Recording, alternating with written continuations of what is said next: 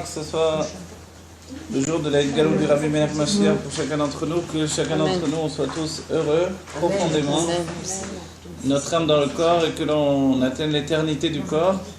Amen. Voilà, c'est-à-dire que l'éternité du corps est effective déjà, mais simplement que ça soit dévoilé.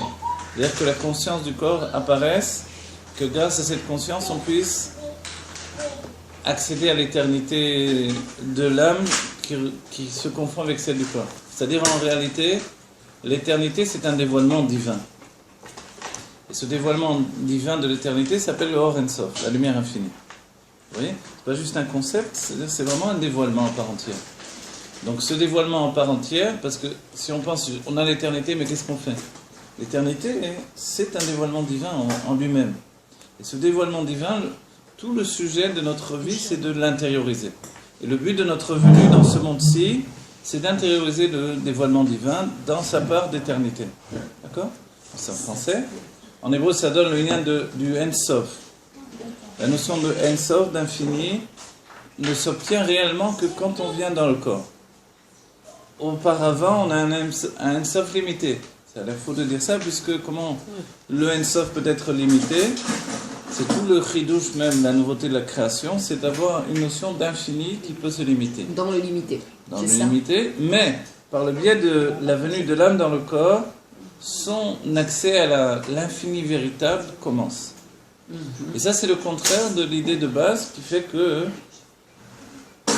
Je vais traduire toute chose, je vais vous expliquer de plus en plus. Mais je traduis toute chose. Voilà. Le chassidut s'adresse à l'âme en premier lieu, et non pas à l'esprit. Okay. Le chidouche de l'Admor HaZaken, c'est qu'elle soit également intellectuelle.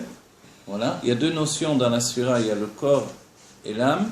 Le corps, c'est le réceptacle, et l'âme, c'est la lumière.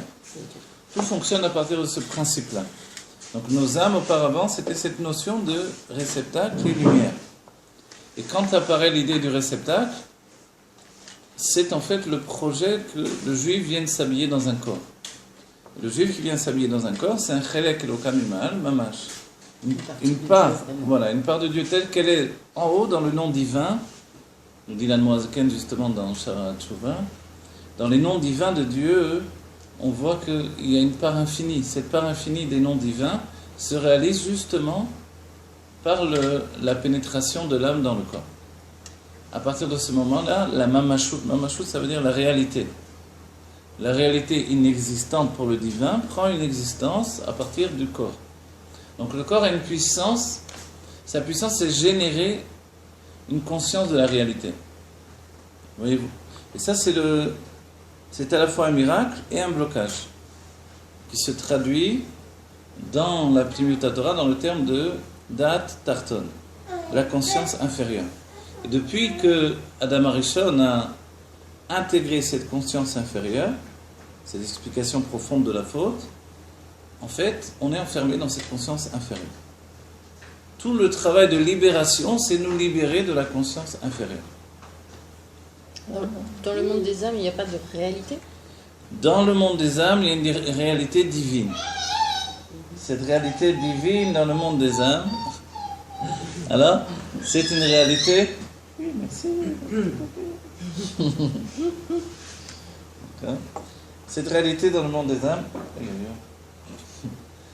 c'est une réalité autre. C'est-à-dire c'est une réalité qui ne peut pas supporter la contradiction absolue de la révélation de la matière. Vous voyez ?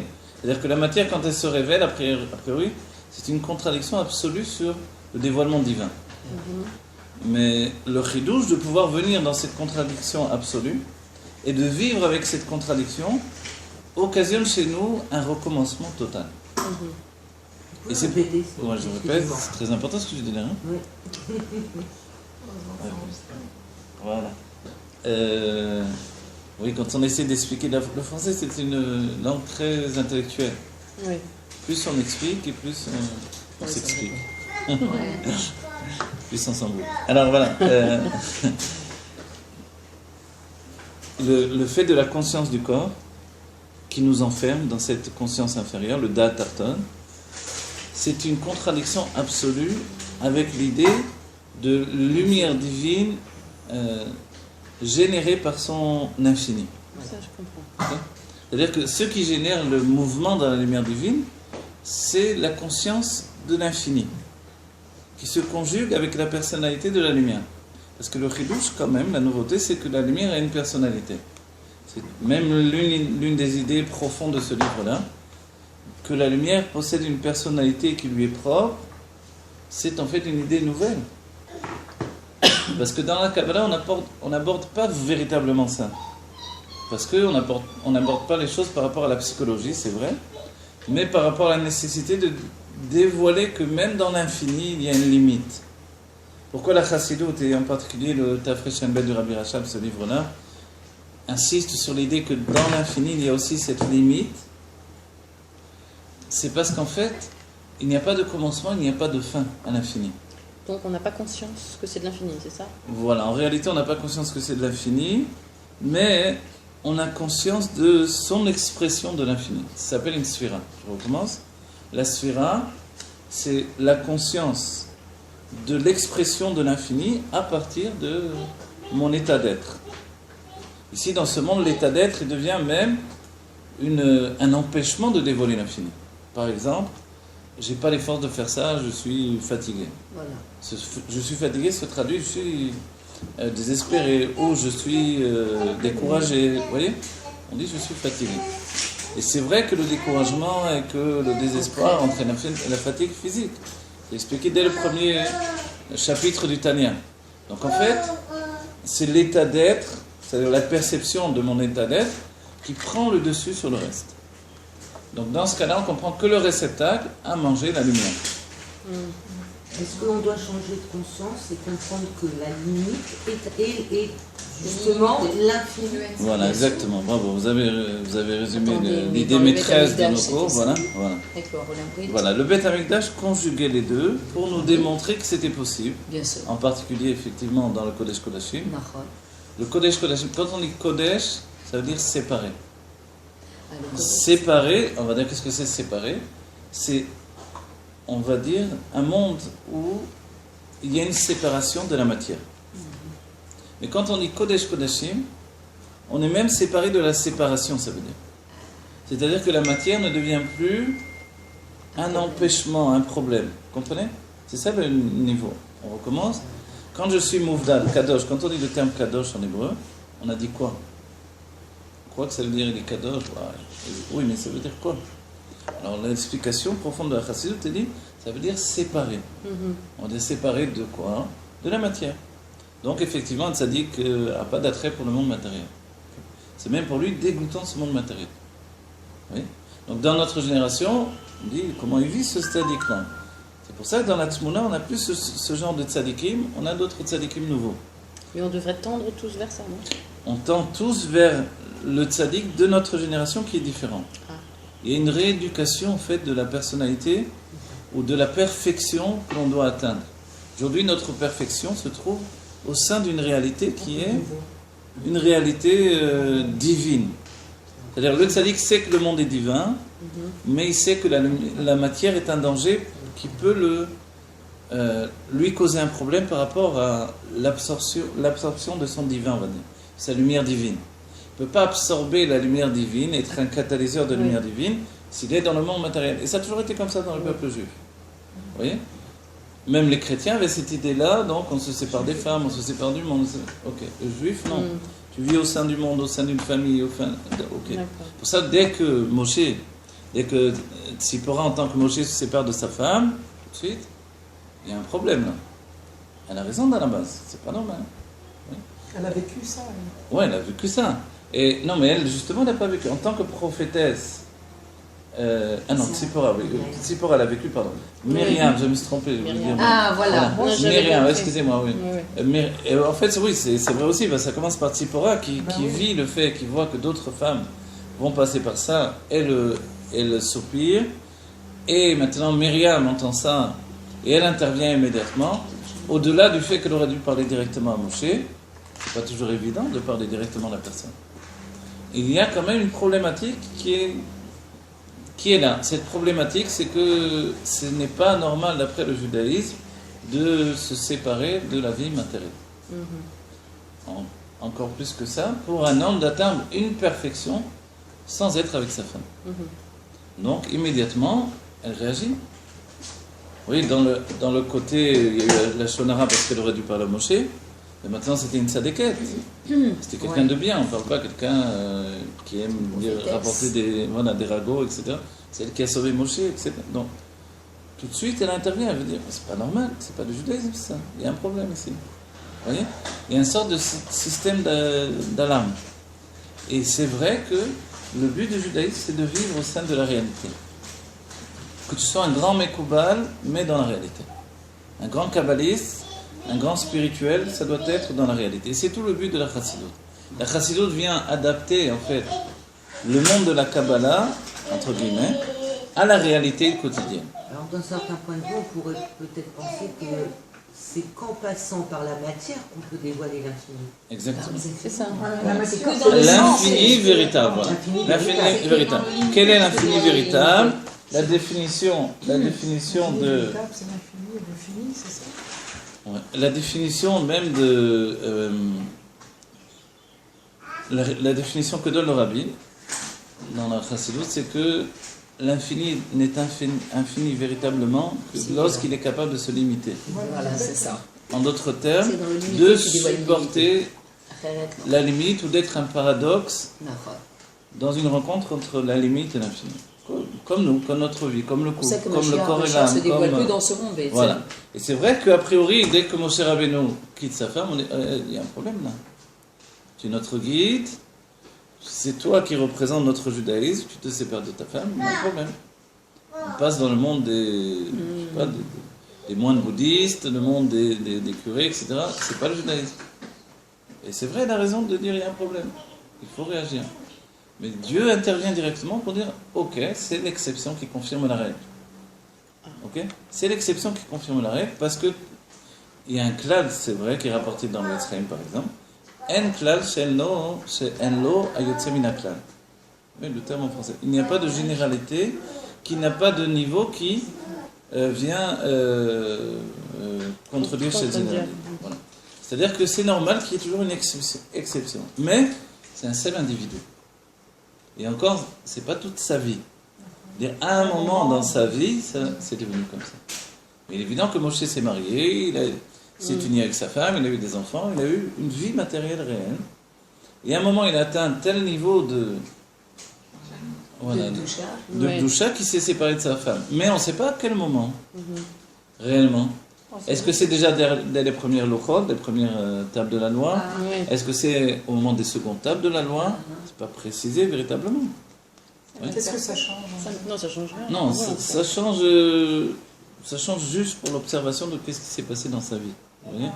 On dit que le Ravi, c'était le Moshe de notre génération. C'est le Moshe de notre génération. Alors, quelle était sa relation avec ta femme? Mais nous, On peut pas savoir. non, d'abord, on ne peut pas savoir, tout simplement, parce que Il est resté avec elle tout le temps. le Rabbi est resté avec sa femme tout le temps, dans une vie intime maintenant. Est-ce que c'est une vie intime partagée tout le temps? On ne sait pas. On ne sait pas. Ok. On est en plus gonflé de nous demander ce genre de questions. Comment? On est en plus gonflé de nous demander ça. Oui, non, mais c'est vrai qu'en vérité, on sait. Voilà, on se demande tous. Le Ravi, c'est le Moshe de notre génération. Oui, le Rabbi, c'est l'âme de Moshe, vraiment. La mère, elle est branchée. C'est l'âme de Moshe réincarnée.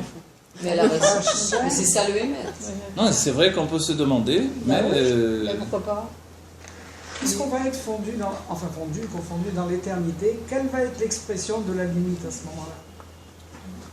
Puisqu'on va être confondu dans l'éternité, quelle va être l'expression de la limite? Alors, il y a deux points de perspective. Il y a la vision de l'âme et la vision du corps.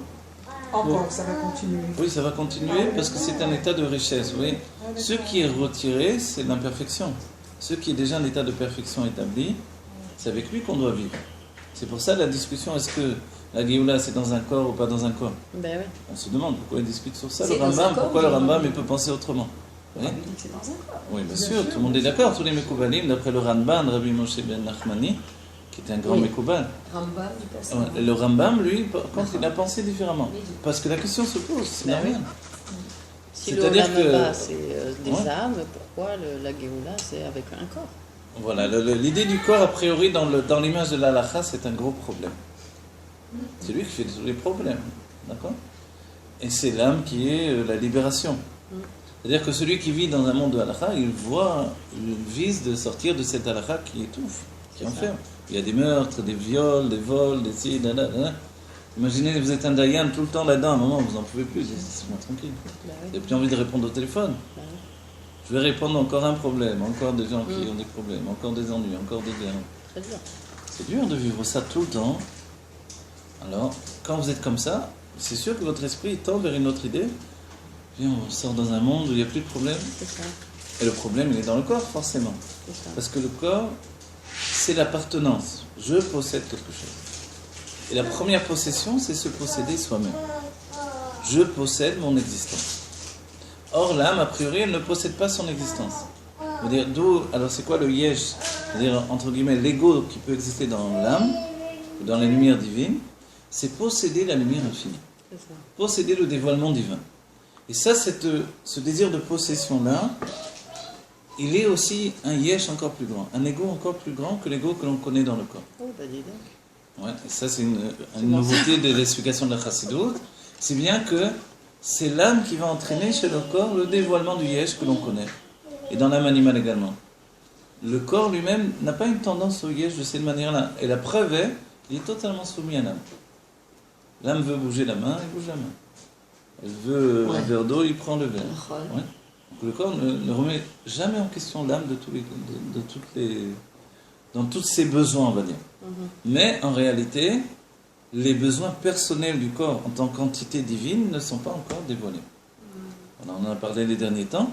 C'est le dernier dévoilement que l'on doit obtenir, qui va se faire immédiatement si Dieu veut. Et à partir de ce moment-là, tout va basculer dans une réalité tout à fait différente. Ah oui. Vous voyez ? Et c'est vrai que les questions se posent dès le début du Tanya, à savoir qui je suis. Parce qu'on a beau parler de ça tranquillement, mais évidemment on s'est dit alors qui je suis ? Moi je suis l'âme, je suis le corps. C'est ça. C'est pour ça que le Rabbi Rachab passe, on va dire, entraîne notre conscience vers également l'idée de l'identité de la lumière divine. On peut penser la lumière divine, d'après le Rama, qu'elle est incolore, inodore, elle est impersonnelle, c'est le réceptacle qui lui donne sa personnalité.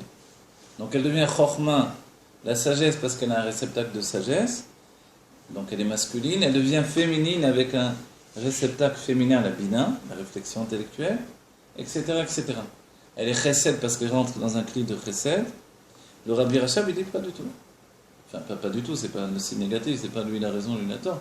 C'est que, en réalité, l'âme, aussi bien que la lumière divine, possède une personnalité propre. Et cette personnalité fait que une lumière de l'ordre de Chokhmah rentre dans un réceptacle de Chokhmah.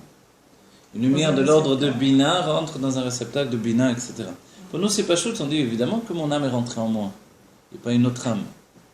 Mais quand c'est vu du regard divin, alors Dieu rigole quand on pense comme ça, entre guillemets. Parce que non seulement on peut avoir des tas d'âmes qui rentrent en nous, mais notre âme elle-même est formée de plusieurs âmes qui sont accommodées l'une par rapport aux autres pour fournir une personnalité de l'âme dans mon corps aujourd'hui, vous voyez, et dans ma vie personnelle. Donc les choses ne sont pas aussi simples. Donc dès le début du Tanya, on pose la question, quand je fais une mitzvah, qui fait la mitzvah ? C'est le corps, c'est l'âme, c'est qui ? Quand je fais une avéra que Dieu préserve, qui fait l'avéra ? Le Zohar également pose ces questions. Quand j'ai une mauvaise pensée, qui est la mauvaise pensée ? C'est moi, vous voyez ? En fait, on en arrive à se poser des questions, mais qui pense, qui agit, qui fait, qui... Et cette question-là, elle-même, elle véhicule en fait une identité beaucoup plus large que ce que l'on a imaginé jusqu'à présent. C'est une identité divine qui est faite de points de perspective différents. C'est ce que dit le Rabbi, même par rapport au fait que qu'est-ce qui tourne autour de quoi ? La lune tourne autour de... Non, pas la lune. Le soleil tourne autour de la terre, ou la terre tourne autour du soleil. Le Rabbi dit en définitive, parce que pendant des siècles, il y avait une opposition entre la Torah et la science. Oui. Et le Rabbi dit en définitive, tout est relatif. C'est-à-dire comme l'idée de la relativité, c'est-à-dire que quand je me trouve sur la Terre, il est évident que tout le système solaire tourne autour de moi. Parce que je suis là. Mais si j'étais sur le Soleil, il est évident que tout le système solaire, y compris la Terre, tournerait autour du Soleil. Vous voyez ? Et ça, c'est la base même de la relativité, on va dire, d'Einstein, qui va y développer ensuite, mais elle se trouve dans la Kabbalah. Donc en fait, la notion d'une existence n'est existante que dans sa perception, n'est définie que dans la perception de cette définition. Vous voyez ? On peut embrouiller le monde, on dit rien du tout. Alors, non, mais j'essaie d'expliquer, c'est le français, c'est une langue comme ça. Donc vous comprenez quand même, j'essaie d'expliquer au maximum, mais tout au moins, vous voyez, si on ne comprend pas tout, au moins de générer chez nous une question qu'on n'avait pas. Et ça, c'est le derrière de la Chassidut Rabbah. Ok, plus tu étudies, plus tu vas comprendre, et moins tu vas comprendre également. Oui, c'est ça, moins tu vas comprendre. Voilà. Parce qu'avant, au début, nous pensions tout comprendre. Ah oui. Et ça, c'est le... Donc Tania, c'est les Mouchini Yosechel, les Mouchini Widot. Et petit à petit, on voit que plus j'étudie, moins je comprends. Moi, je sais. C'est compliqué. Ouais. Mais alors, quel est le... En fait, moi, j'ai toujours pensé que le but, c'était d'atteindre la plus grande proximité possible avec Hachem. Et ça ne se dévoile qu'une fois que on passe de l'autre côté, quoi. On n'a plus de vie terrestre. Alors voilà, vous rejoignez l'idée du Rambam. Voilà. Mais c'est une idée du genre, venez on sort d'Égypte parce qu'on n'en peut plus là-bas, on est tout. C'est la galère terrible, c'est l'exil, venez on fuit. Notre génération est passée par des dévoilements qui nous ont donné d'accéder à l'idée que non, on ne peut plus fonctionner dans ce principe-là. Puisque l'endroit de la Géoula, c'est le monde dans lequel on vit. Oui, c'est ça. C'est paradoxal Voilà. avec cette idée. Voilà. Oui. Et donc notre Géoula doit s'engager dans une réalité divine, mais dans le monde dans lequel nous nous trouvons. Et alors, ça, c'est nouveau. Il faut redémarrer tout à zéro, là. Et c'est pour Pour ça faire qu'on le fait, reset. si vous remarquez bien, nos enseignements, ils tournent vers le fait de redémarrer à zéro. Le point de rencontre principal avec l'éternité, c'est le corps et non pas l'âme. Oui, ça c'est déjà, on va dire, on a vu c'est ça. totalement nouveau pour moi. La femme est plus élevée que l'homme, etc. Des tas de principes qui étaient auparavant vus d'un autre principe de construction, aujourd'hui prennent une réalité par rapport à la Géoula qui se trouve ici. Tant que l'on vivait dans l'idée, venez on va dans le Gan Eden, souffler un peu de cet exil-là, ok, donc tout était différent. Oui. Dès le moment où on doit vivre ici, apporter notre Géoula dans cette réalité dans laquelle on se trouve, on ne peut plus fuir la réalité. Alors c'est un échec. On n'est pas là maintenant pour vivre l'échec. On est là pour vivre la réussite absolue de tout le peuple juif, de toute la création. Ça, c'est notre génération. Ça n'a jamais existé. Ah, d'accord. C'est pour ça qu'on n'est plus occupé de chercher notre véritable grandeur, nos problèmes. Vous voyez, on n'est plus trop occupé à soi-même comme auparavant. On est occupé à l'idée de faire de ce monde un monde de Géoula absolue. Et si pour ça il faut s'occuper de nous-mêmes, on le fera. S'il faut se chouchouter, s'occuper de soi, se soigner, on le fera. Mais c'est nouveau. C'est le faire. Parce qu'on n'est pas capable de le faire de manière générale, habituellement, dès que l'on s'engage. Dans le spirituel, on quitte en fait. Il y a même un chapitre entier de Tania. Mets en avant ton âme et ton corps, c'est secondaire. Comme ça, tu vas atteindre une véritable Avat Israël. C'est ça. Mais se rajoutent d'autres enseignements. Le Rabbi Rayatz nous dit, Dieu aime le corps du juif. C'est le corps du juif qui a été choisi.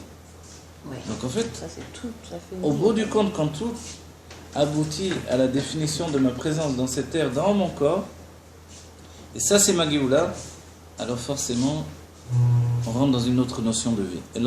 Alors évidemment, lorsque le Rabbi nous dit il faut être riche, il faut être en bonne santé, il faut avoir la perfection humaine que les Réchaïm ont recherché pendant des années. Les Réchaïm, c'est pas les autres. Et en fait, oui, maintenant je la recherche, mais pour rencontrer Dieu, pas dans l'idée de rencontrer quelqu'un d'autre, pour me rencontrer en tant que, entre guillemets, personnalité divine. Vous voyez, vous avez dit juif, vous avez raison, mais le juif, c'est une personnalité divine. Personnalité, c'est en fait la personnalité de l'âme, et l'aspect absolu du divin, l'essence de Dieu dévoilée, c'est mon corps. Oui, on l'a fait transparaître à travers le corps. On l'a fait transparaître à travers le corps, mais l'idée, elle est que le corps, comme c'est un vêtement de l'essence de Dieu, puisque le corps est fait de poussière, et que dans la poussière se trouve l'essence de Dieu, le corps est bien plus élevé sans comparaison que l'âme. Ah oui, alors là, c'est totalement nouveau. J'ai du boulot, Et là. c'est, voilà, et c'est par rapport à ce principe-là, évidemment, c'est, même si la Chassidut le prend comme un chidouche, comme une nouveauté, c'est écrit dans le Zohar, c'est écrit dans la Kabbalah, c'est écrit même dans la Torah, à droite à gauche. Mais ce n'était pas un principe avec lequel on pouvait vivre dans les siècles précédents. Aujourd'hui, compte tenu de l'imminence de la Géoula, et compte tenu du fait que nous allons vivre, nous allons basculer dans ces nouvelles réalités, alors il faut se préparer. Mais alors, il n'y a que les gens qui suivent le rabbi, le mouvement chassidique, qui pensent comme ça. Alors non, vous allez trouver la même chose dans Breslev également, que c'est la Chassidut. Ah oui, non, mais je veux dire les courants classiques. Ils y viennent petit à petit parce que la Chassidut se C'est-à-dire propage. que dans la Torah dévoilée, tu ne peux pas arriver à ces niveaux-là. C'est impossible. Dans la Kabbalah, ça se trouve, Kabbalah, dans la ça, c'est autre Chassidut, chose, dans... mais Voilà, tout dépend de l'investissement et le choix. Dans la la Chassidut de Breslev, c'est très appuyé ces enseignements-là. C'est vraiment là-bas écrit aussi. En tout cas, en également, France, c'est pas très répandu le mouvement Breslev, et de ce qu'on a comme enseignement en France, c'est pas du tout ça. Mais ça, c'est clair. Alors voilà, le principe même de l'Admorazaken, c'est de codifier la Torah pour lui donner une compréhension lorsque c'est incompréhensible. Vous voyez, à nouveau, c'est incompréhensible, alors viens, dit l'Admorazaken, on va comprendre. Mais le Baal Shem Tov, auparavant, avait dit, c'est incompréhensible pour les hommes qui ne sont pas des tzadikim, qui n'ont pas un cerveau divin, une conscience divine. C'est-à-dire qu'ils ne sont pas dans le Dat Elion. L'Admorazaken vient avec ce travail personnel, c'est une âme nouvelle, qui doit entraîner que chacun arrive à intégrer l'impossible. Et c'est vrai que tout à coup, notre vision du monde est tout à fait différente. L'impossible pour... intégrer ou à avoir la conscience qu'il est cet impossible et cet infini. Voilà, exactement. C'est ça le Voilà, changement de conscience. Oui, C'est de ne exactement. pas croire que l'impossible et l'infini vient de l'extérieur, mais que c'est tout simplement nous-mêmes. Ouais. Et à ce moment-là, dès qu'on arrivera à ce point de connexion, on va dévoiler vraiment notre infini. C'est Exactement. nous l'infini. Donc vous avez compris, le principe est vivre dans le paradoxe de l'illimité, de l'infini et de la limite. En sachant que d'un moment à l'autre, tout va basculer et que l'infini sera la perception du corps et non plus uniquement la perception de l'âme. On fait que ça Oui. tout de suite. Ce qui est extraordinaire dans cette optique-là, c'est que le moment va arriver, l'âme va se voir extrêmement petite, étriquée, limitée par rapport au corps, qui lui est le premier vêtement sur l'essence de Dieu. Mais il n'aura pas de conscience propre, le corps. Alors oui, il a une conscience propre. Et ça, c'est quelque chose de nouveau. L'entité du corps, et c'est pour ça que... On va dire, attends, je vais terminer la phrase. L'entité du corps va apparaître, comme le fait du dévoilement de l'essence, qui est au-delà même de la notion de Dat Elion, Dat Artan. C'est-à-dire que tout est Dieu ou que tout est moi. Pour l'instant, le corps génère en moi que tout est moi. Mais en fait, cette perception, elle vient de l'âme, elle ne vient pas du corps. Ah oui. Le corps, il a en lui, c'est vrai, cette notion Aniasiti et Tatsmi, je me suis fait moi-même. Parce qu'en fait, comme Paro, exactement comme Pharaon, Oui. c'est un passage dans Yecheskel Hanavi, Li Yeori Vani Asitini. Le Nil, c'est moi, et moi je me suis fait. Ça s'appelle le crocodile, le grand crocodile. Ouais, Atani Nagadol. Qu'est-ce qu'il a le crocodile de particulier? Il est dans l'eau et sur la terre sèche également. Et il a une extraordinaire puissance. Donc en fait, il réside entre les deux. Entre le monde caché Voilà. et le monde dévoilé. Et voilà. Il est entre le monde caché et le monde dévoilé. On va dire alors, il est ni le monde caché, un poisson, ni le monde dévoilé, un animal qui vit sur la terre. Il est vraiment entre les deux. C'est-à-dire qu'il n'est pas amphibie comme un poisson, parce qu'on dit des termes comme ça, mais il ne respire pas sous l'eau. Mais en fait, il est vraiment entre les deux. Et c'est pour ça que la fille de Pharaon, s'appelle Bathia, la fille de Dieu. Ouais. C'est quoi ce nom? Bathia, ça fait ça Ah quand oui, même. d'accord. La fille de Yudke, Oui, il se considérait comme Dieu. du nom de Dieu. En fait, profondément, le principe qu'il y avait derrière, nous dit la Chassidut d'après le Zohar, par Hachem, c'est que dans l'intimité de Pharaon, l'intimité divine de Pharaon, se trouve Dieu dans son essence. Et c'est pour ça que le peuple juif est enfermé en Égypte. On est enfermé par l'essence de Dieu. C'est ça ce que ça veut dire. Personne ne peut retenir le peuple juif, personne ne peut s'opposer, si ce n'est l'essence de Dieu. Et pourquoi l'essence de Dieu était en Pharaon? Ah, voilà. L'essence de Dieu se trouve dans Pharaon parce que Pharaon, son nom lui-même désigne les lettres Afar, la poussière, et que comme son nom représente la poussière en fait, il représente le maître, le roi du monde matériel, on va dire. Ça veut Et dire dans le monde matériel se trouve l'essence de Dieu. Pourquoi? Je vais vous dire pourquoi. Parce que quand Dieu a eu le projet divin dans lequel on s'est tous associés, les Minimlar Nishmoteim Shel Tzadikim, on a tous décidé avec Dieu, avant même la création des mondes et l'idée même de la création des mondes, on s'est tous investis et Dieu a entraîné la lumière divine vers on va dire un recommencement de sa personnalité de manière ininterrompue, pour entraîner l'apparition de la matière. Mais la matière n'apparaissait toujours pas. C'est des textes nombreux de Chassidut, du Rabbi, entre autres choses. Et pour que la matière puisse apparaître, dira l'Admor Zaken, Amaor Nichnas Bimkom Maor, le luminaire s'est projeté à la place de la lumière elle-même. Donc tout à coup, les choses se sont inversées totalement. Et nous, on vit, on va dire, on a vécu jusqu'à notre époque à la manière précédente. C'est-à-dire qu'on a vécu comme si Dieu était toujours là-haut. Ouais. Mais c'est faux, totalement. Dieu est totalement ici. Pourquoi? Parce que la matière n'apparaissait pas. La matière n'existe pas. Il faut qu'il y ait une conscience tellement absolue pour générer l'apparition de la matière. Et la matière, c'est quoi? C'est notre corps qui perçoit le monde limité, parce que lui-même, il génère la limite, et la limite est plus élevée que l'infini. Donc en fait, pour donner l'apparition de cette matière, en définitive le corps du juif, Dieu s'est projeté totalement. Donc du coup, dès que la lumière divine d'en haut veut soumettre la matière pour qu'il y ait les mitzvot dans ce monde matériel, alors s'est engagée une guerre entre la lumière d'en haut et le monde matériel. Ce sont les plaies d'Égypte. Les 10 plaies d'Égypte correspondent à la guerre engagée entre la lumière divine, avec 10 plaies par rapport aux 10 sphirotes, et le monde de la matière. Vous voyez? Donc elle a un vrai pouvoir, la matière, c'est ça? La matière a un vrai pouvoir, c'est pour ça que c'est la seule à avoir désobéi à Dieu, avec Adam Arishon. La matière désobéit à Dieu. Quand Dieu dit « fais un arbre fruit qui va donner des fruits », les arbres se sont elle fait un remontés. arbre qui donne des fruits. Mais l'arbre n'est pas un fruit lui-même. Mais c'est presque comme si Dieu s'était dédoublé en fait. Exactement. Parce que nous vivons ça. C'est le projet divin, c'est cette idée de dédoublement.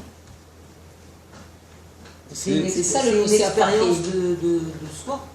C'est ça en fait le C'est Nosser Minéoubé, c'est de Fahim. lui en lui, comme l'eau d'une fontaine qui retourne exactement. C'est au le corps. Nosser Fahim. Voilà. Exactement, oui. Pour provoquer le Nosser Fahim, qui est la définition du dévoilement divin. Voilà. Qu'est-ce que le dévoilement divin? Il est toujours dans une notion de Nosser Fahim. Regardez un petit enfant, il vient des mondes divins. Il a étudié la Torah beaucoup plus que nous tous réunis. Malgré qu'il a étudié la Torah beaucoup plus que nous tous réunis, malgré qu'il a connu toutes ses vies, malgré qu'il voyait tout, le futur, le passé, tout, il repart à zéro à nouveau. Les petits, les Ouais. enfants. Mais en lui brille l'intensité de la lumière divine encore.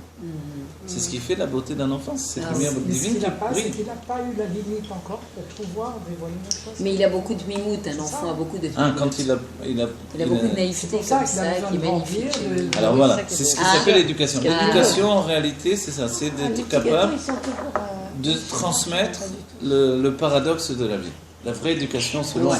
la Chassidut, Ouais, c'est de vivre dans une conscience dédoublée, en fait. exactement. À la fois le monde, on va le dire comme ça, c'est Esav et Jacob réunis. Mais bien sûr. Jusqu'à présent, on vivait C'est comme l'exil et la vie, Jacob, comme d'habitude. et donc on était des malheureux également par rapport à notre vie dans l'exil. Tu vis l'exil, la vie, Et Esav, la- c'était quelqu'un d'autre. Mais déjà, l'Admorazaken nous dit, Esav aurait dû faire tchouva, il aurait dû être le Mashiach. Oui. Parce qu'il y avait plus de Voilà. force que. Voilà. En réalité, mais Esav, c'était un rachat total. C'était un voleur, un tueur, un violeur, tout. Il arrachait les femmes. Pour prendre une femme et un homme, il tuait le mari, il volait la femme. On ne va pas être comme ça, quand même. Il dit non. Mais il aurait pu être Voilà. autrement. Il aurait pu être Mashiach. S'il avait fait tchouva, il aurait été Mashiach. Mais ce Mashiach-là, c'est un Mashiach Baal Tchouva que l'on ne connaît pas. Finalement, ce Mashiach Baal Tchouva, Ah, oui. c'est pas le Mashiach Ben David en réalité. Parce que c'est une âme de taureau. C'est une âme de destruction. Et Oui. ça. Et c'est pour ça, oui, c'est pour ça que Moshe Rabbeinu lui-même, qui est une âme de destruction, qui vient remplacer Esav en réalité. Et c'est faux, on va dire quoi? Moshe vient remplacer Esav. Moshe ne remplace pas Yaakov. En fait, on dit Moshe, c'est comme une réunion de Yaakov et Esav, ça c'est un point de vue. L'âme qui vient du monde du Tohu, comme Esav, et également la possibilité de se limiter au monde de Hatzilut, comme Yaakov Avinu. Donc en fait, Moshe et Yaakov fusionnent. Moshe représente l'être de Torah, comme Yaakov exactement. Et quand on cherche l'idée du Nassiador, le prince de la génération, en fait, on ne le trouve pas dans Avraham Avinu, on ne le trouve pas dans Yitzhak Avinu, c'est seulement dans Yaakov Avinu. C'est pour ça qu'il donne naissance au Shvatim. On dit, Yaakov Avinu, c'est déjà une âme générale. Une âme Neshama Kolelet qui porte toutes les âmes juives en lui. C'est pour ça que l'on dit Choufré de Yaakov Avinu qui est Choufré de Adam Arishon. La beauté de Yaakov Avinu est comme la beauté de Adam Arishon. C'est quoi cette beauté? La beauté, c'est justement ce paradoxe entre l'âme et le corps, réunis, dans une même personnalité. Vous voyez? L'âme et le corps sont réunis dans une même personnalité, tout à coup ils peuvent vivre dans l'intensité du dévoilement divin. Alors, quelque chose de nouveau est arrivé. C'est pour ça qu'il donne naissance aux enfants d'Israël. Et chaque juif, c'est cette représentation-là du paradoxe entre le corps et l'âme. Nous sommes des juifs, c'est-à-dire nous devons vivre au sein de la réalité avec un monde divin. Vous voyez? Donc si nous réussissons à conjuguer ces deux notions contraires, qui ne sont contraires que dans l'état d'esprit en fait, puisque la matière vient également des mondes infinis, et que le corps lui-même n'est pas limité si ce n'est dans la perception, que lui-même nous donne en fait, et c'est extraordinaire. C'est-à-dire que la perception de la limite vient du corps, alors que lui est totalement illimité. Illimité. Mais comme il est illimité, il est capable d'imposer la limite absolue. Enfin, il est limité dans le sens où il meurt. Non, non, on croit qu'il meurt. Mais voilà, je vais vous donner un autre enseignement, vous avez raison d'objecter ça, puisqu'a priori, dans les enseignements que vous connaissez, c'est comme ça. Il y a un enseignement, il y a un enseignement du Tzemar Tzedek qui nous dit que le corps ne peut pas mourir, parce qu'il est déjà mort. Parce que sa vie est une vie morte. Parce qu'il est tenu par la Neshama. Non. Le dévoilement du corps fonctionne par le biais du dévoilement de la Neshama, de l'âme, mais en réalité, il a une vie personnelle qui est en dehors de la vie de l'âme. Nous dit le Tzemar Tzedek dans le Derem Zotera. Vous pouvez me le montrer, si vous voulez. Et là-bas, il nous dit, si l'existence du corps dépend de l'existence de l'âme, dès le moment où l'âme se retire d'un corps, le corps devrait disparaître également.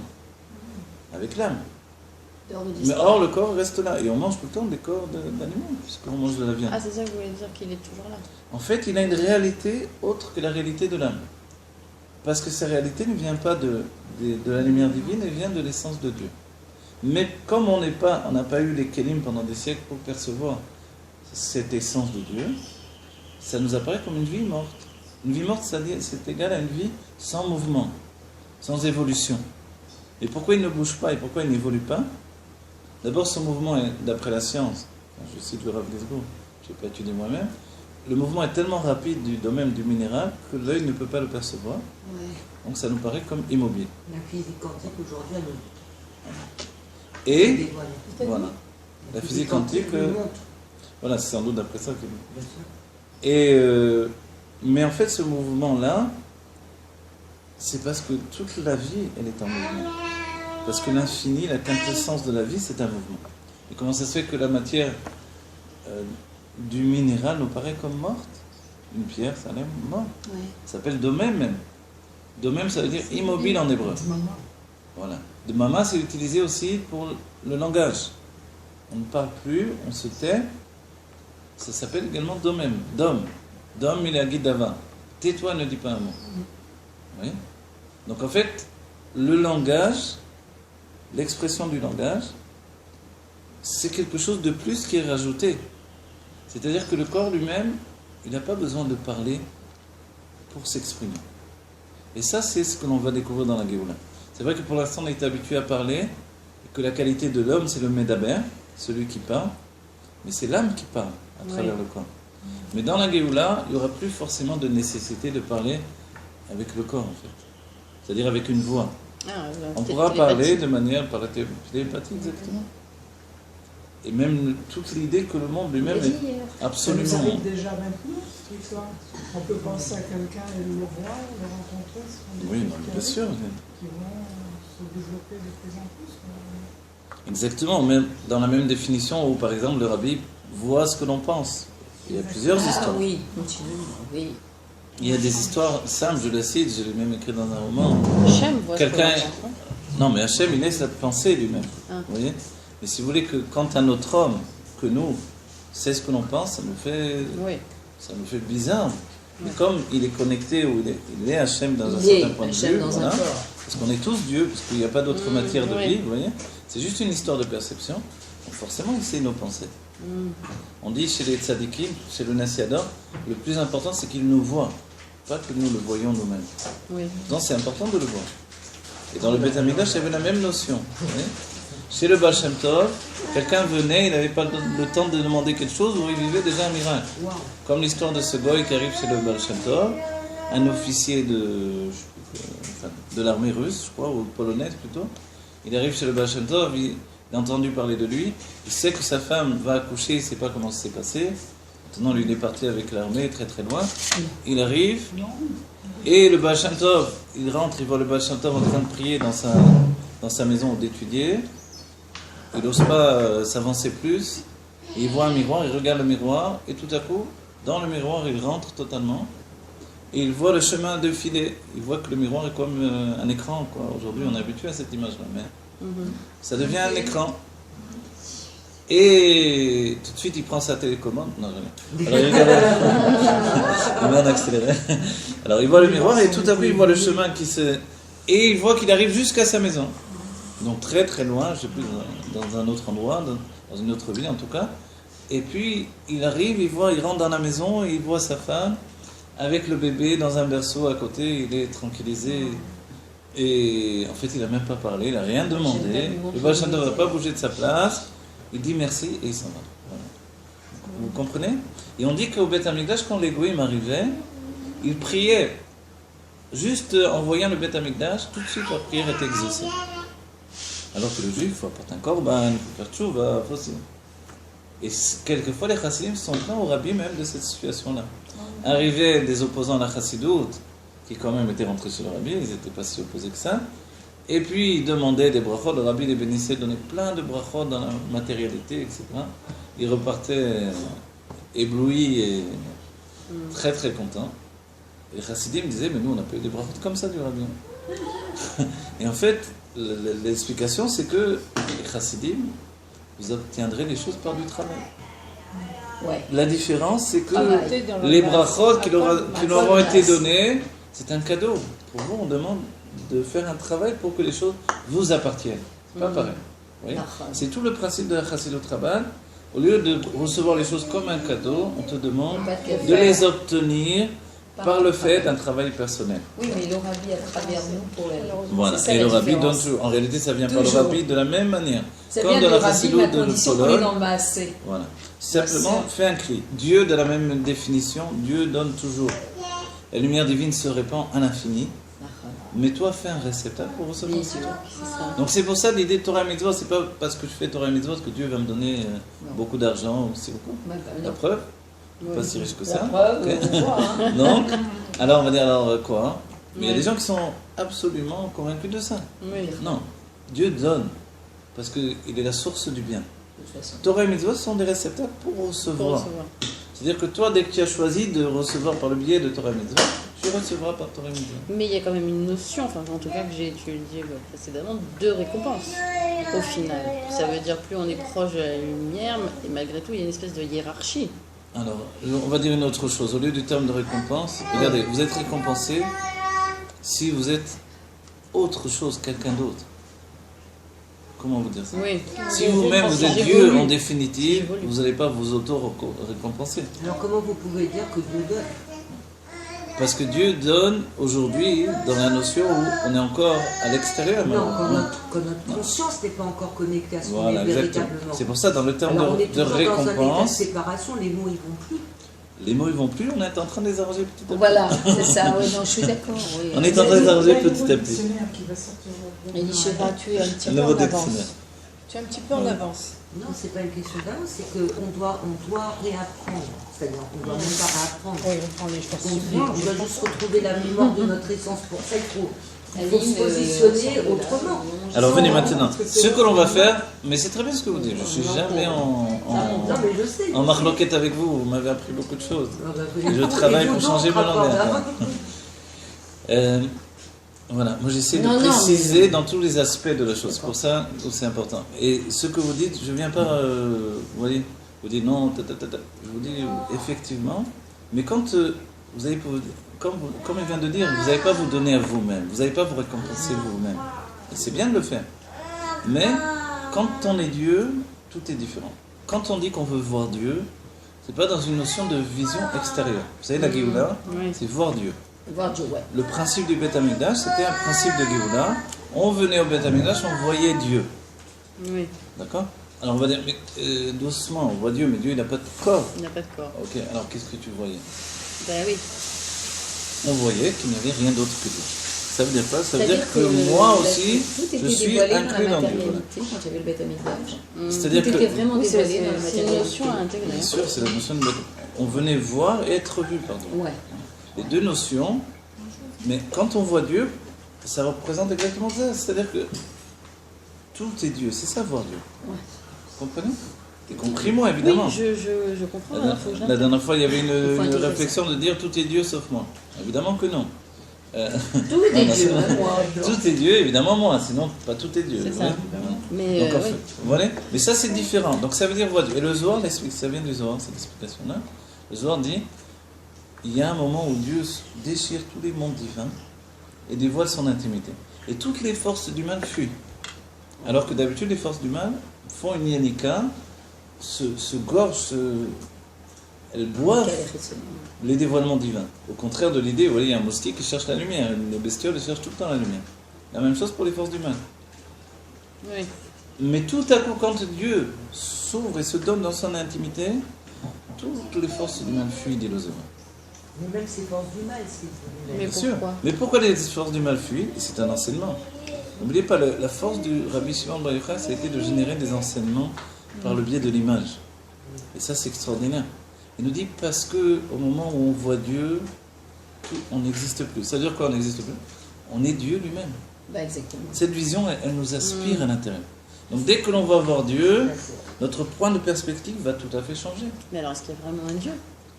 Mais oui, Ou est-ce qu'on est tous des dieux?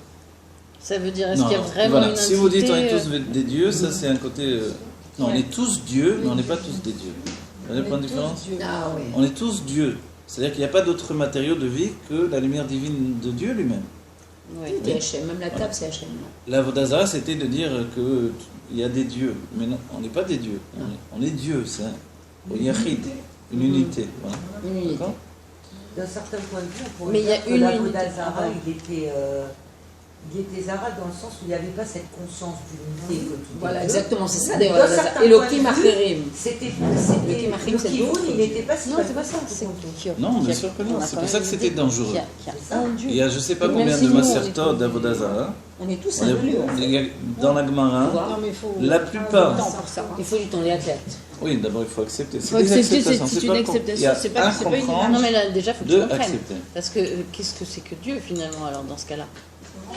Si on a tous ce potentiel en nous et qu'on est tous ça, ça veut dire quoi? Que il s'est divisé en nous et qu'il n'existe plus en lui-même Les propre. juifs, c'est sûr. C'est une bonne question. Voilà, c'est ça que En je- fait, non, je- ça n'arrête jamais. Parce que vous rapportez dans cette c'est notion-là pareil, une séparation. une limite. Voilà. Mm. La limite, elle Oui, est. il est limité. Je vais vous donner l'image qui est diffusée par la Chassidut. L'idée de. Tout ce que vous dites, c'est basé sur l'idée du Tzimtzum. Vous avez entendu parler du Tzimtzum? Le Tzimtzum, ça veut dire.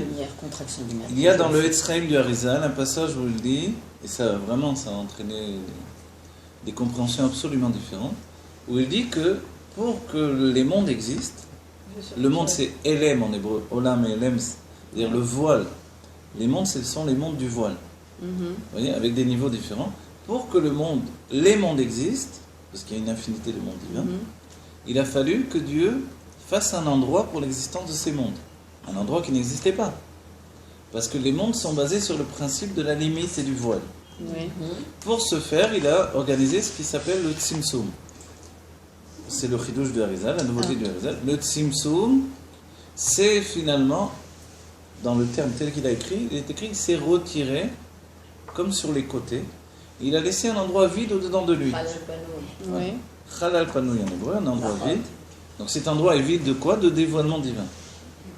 Est-ce que c'est possible quand on réfléchit jusqu'au bout? Tout est possible, ok, pour dire. La Chassidut expliquera qu'il ne s'est pas retiré. Le Harizal n'a pas eu le temps d'expliquer vraiment dans l'explication profonde. Il a donné à Machal un exemple. Il s'est voilé. Non, voilà, contraction. Il s'est voilé. C'est-à-dire qu'il est toujours là, sans aucune transformation, mais il a mis un voile. Ce voile va devenir dans le monde de Bria un monde extrêmement inférieur dans lequel les âmes pénètrent avant de venir dans ce monde de la matière. Ah oui. Ce voile devient dans le monde de Bria la conscience de l'existence.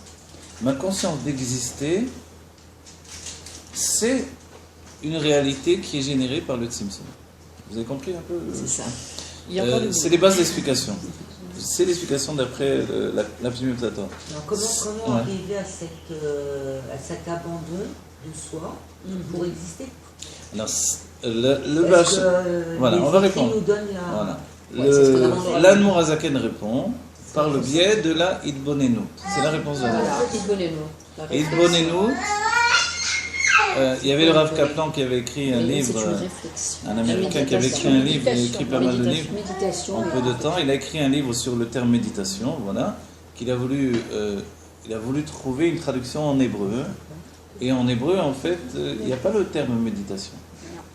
Oui. Alors, il a trouvé deux mots qui étaient apparents à la méditation, c'est Idbonenut et Idbodedut.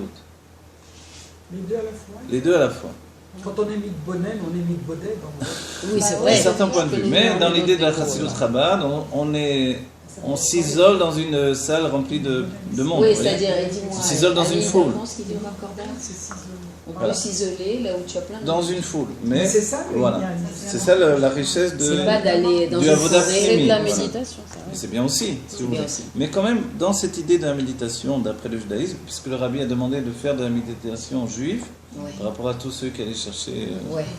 le Dalai Lama, Ouais. les Ouais. hindous, et les ci et les là, et aboutissaient à de l'avodah zara. Oui. Vous savez que le Dalai Lama, quand il se réveille le matin, il met les mains comme ça sur le côté, Comme Modéani. et il fait Modéani en fait. Sauf qu'au lieu de remercier Dieu de l'avoir amené dans le corps, il remercie Bouddha. Ouais. C'est extraordinaire que la base elle est la même, sauf que, vous voyez, l'avodah zara, c'est ça, c'est une déviation. Mais de toute façon, tout a Hein? été pris de la Torah. C'est une déviation, et C'est ça tout le Inyan. c'est-à-dire que la base de tout ça, c'est Abraham Avinu qui a transmis des connaissances qui viennent de Adam Arishon, etc. Mais la base, elle est la même. Oui. Du coup, les chrétiens aussi font les mains comme ça. Nous, on le fait juste le matin. Et d'ailleurs, le Dalai Lama ne mange pas de porc. Ah oui? Également. On va dire, comment ça se fait? Encore une religion qui ne mange pas de porc? Lui, il est le seul, les autres, ils mangent. Mais lui, on va dire, qu'est-ce qui se passe? Ouais. Il y a une même base. La base, elle est la même. Et après, il y a des déviations infinies. Et ça, c'est extraordinaire.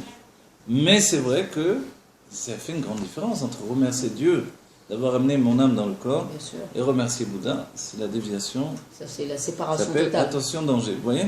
Et quand un juif se trouve face à cette déviation, souvent il faut dire que lui-même il a l'honnêteté de dire tu es juif, tu as un trésor, tu as une richesse qui Après, il t'appartient. attire pas. Il Va en attire pas. Israël, voilà. Ah, voilà. Il est capable de dire ça, ou des autres qui sont sérieux de le dire, c'est vrai.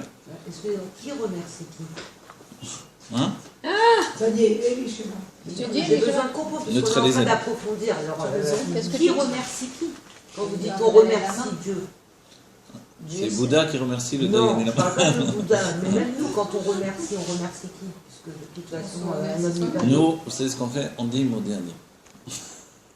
Moi, je dis le matin. tu passes par là. Oui, il y a Modéani, des gens, bien sûr. Et j'éduque mes enfants à On dire ne mot devrait dernier. même plus ouvrir un sidour dans ces conditions. c'est quand même. Bah, il y a- il y a- On paie qui? Moi, Bah, j'ai un oui. peu. Moi, j'en Vous savez, sais dans rien. t'as raison. le Moi, j'ai un judaïsme, problème. il y a une histoire chez le Rabbi Rachab.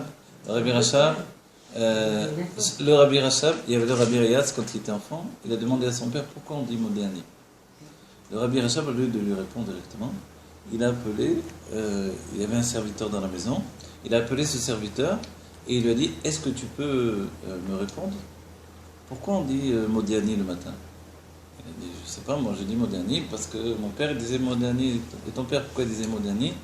Parce que l'arrière-grand-père disait Modéani. Et le Rabbi Rachab, il a dit, et c'est comme ça jusqu'à matin de Torah, jusqu'au don de la Torah.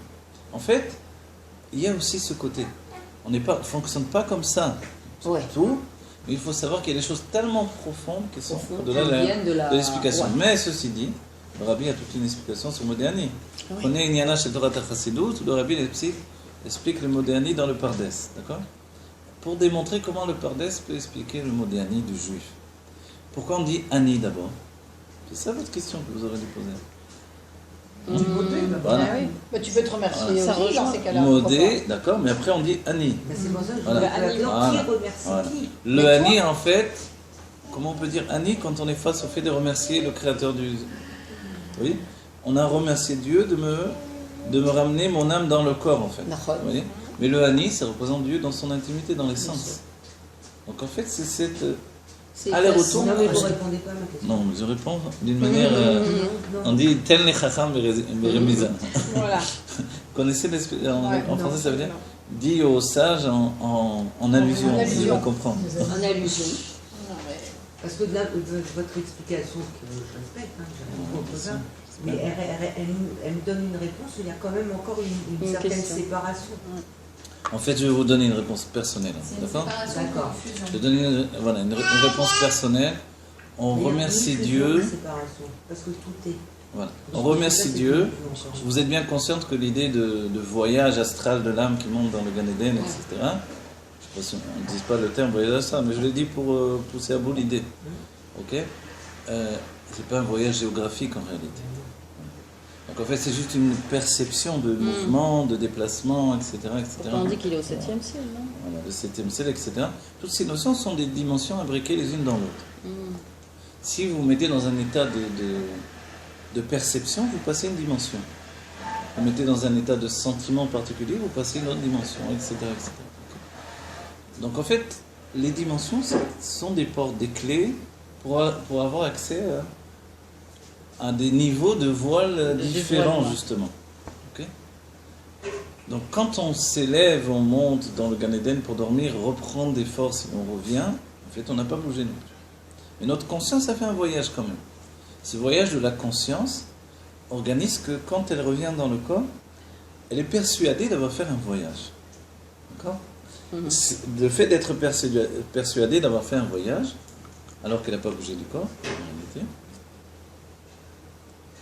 pour cette conscience du voyage, elle dit merci à Dieu de revenir dans le corps. D'accord? Mais en réalité, le corps lui-même, il est l'infini de Dieu. C'est pour ça qu'il n'y a pas de voyage. Il est l'essence de Dieu de manière absolue. Et que quand on a atteint l'essence, on a atteint la fin du voyage, justement. Et qu'il n'y a pas de déplacement. Le début et la fin sont le même. Ce qu'il y a de plus grand dans Dieu, si vous allez dans cet état d'esprit, c'est pas qu'il est infini, c'est qu'il n'a pas de commencement. Effectivement. Et comme notre esprit a beaucoup de mal à assimiler cette mesure Il n'y a de pas de commencement. Il n'y a pas de non-commencement, on nous donne l'autre mesure de il n'a pas de fin. Exactement. Bon, alors ça, Comment nous on connaît l'infini dans ce monde? Parce qu'on voit des choses limitées. Quand on nous dit l'infini, waouh, c'est quelque chose d'incroyable. Vous voyez? Et tout à coup, quand on nous dit l'infini, on peut le recevoir, mais l'infini du non-commencement, ça c'est au-delà de tout. Et les sages disent que c'est pour ça qu'il ne faut pas trop s'approfondir sur le Sefer Bereshit, sur la paracha de Bereshit. Bar Voilà. Elohim. Et que dans le temps, même on nous laisse très peu de temps chaque fois pour l'étudier, on va dire c'est quoi l'idée de base? Ouais. Dieu a toujours été là. Les enfants, des fois, posent la question. Qui est-ce qui est le père de Hachem? Des choses comme ça. Parce que c'est pas assimilable, en fait, par là. Oui, très dur. Il est le commencement de tout, mais il n'a pas de commencement lui-même. Il n'a pas de Et commencement. cette notion de commencement, c'est juste une perception. Bah C'est oui. un chinour, en fait. Vous voyez? Toute l'idée de il y a autre que moi, c'est une éducation. C'est l'éducation de l'âme. Mais le corps parle comme vous, sauf qu'on n'a pas réussi à le faire parler encore. Il ne parle même pas sous la torture. Le corps, lui, il n'y a pas d'autre que Dieu. Mm. Enon milevado, ça veut dire qu'il est Dieu. Oui. Et c'est ce qui a fait peur pendant des siècles aux Juifs.